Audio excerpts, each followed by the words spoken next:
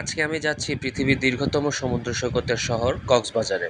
কিভাবে গেলাম, কোন বাসে গেলাম এবং কি কি খেলাম সেটাই দেখাবো আজকের ভিডিওতে। চলেন ভিডিও শুরু করি। আমরা গেছিলাম হচ্ছে ইম্পিরিয়াল এক্সপ্রেসের যে স্লিপার কোচ বাসগুলো আছে সেটা করে, এবং দেখেন টাইম হওয়ার আগেই বাস কিন্তু অলরেডি কাউন্টারের সামনে চলে এসছে এবং কাউন্টারটা যথেষ্ট নিট অ্যান্ড ক্লিন এবং গোছানো, এবং আমাদের পার পার্সন টিকেটের প্রাইস পড়েছে 1500 টাকা করে। কাউন্টারের ঠিক বাইরে এরকম একটা ফুড কার্ট ছিল, যেটায় বিভিন্ন ধরনের বার্গার, স্যান্ডউইচ এবং ফ্রাইড রাইসও ছিল, ফ্রাইড চিকেনও ছিল।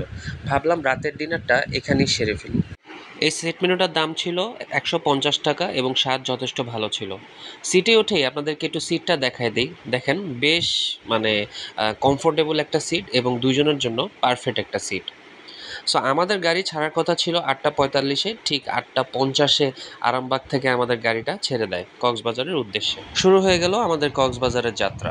একটা জিনিস খুবই বিরক্তিকর লেগেছে, ঢাকা পার হওয়ার আগে ওরা বারবার থামতেছিল এবং রাস্তা থেকে লোক উঠাচ্ছিল, যেটা আমার কাছে খুবই বিরক্ত লাগছে।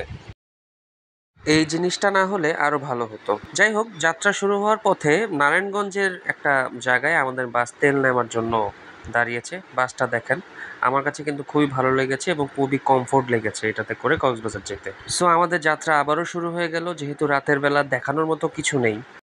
প্রথম আমাদের যাত্রা বিরতি দেয় কুমিল্লার এই গ্রিন ভিউ হোটেলে। এখানে কি কি খেলাম সেটা জানার জন্য পরের ভিডিওটা দেখতে হবে। ভোরের বেলা মাত্রই আলো ফুটেছে, আমরা কক্সবাজারের প্রায় কাছাকাছি, আর ঘন্টাখানেকের মধ্যে আমরা হয়তো কক্সবাজার পৌঁছে যাব। দেখেন চলে আসছি আমরা কক্সবাজারের একদম কাছাকাছি। এই হচ্ছে সেই ভিউ, যেই ভিউটা দেখার জন্য আমি একবার না, হাজারবার না, লক্ষবার না, বারবার কক্সবাজারে আসতে চাই। এই সমুদ্রের ভিউ যত দেখি ততই ভালো লাগে। সো চলে আসলাম ঠিক সকাল 7টায় কক্সবাজারে। আসতে আমাদের 8.5 ঘন্টার মতো সময় লেগেছে।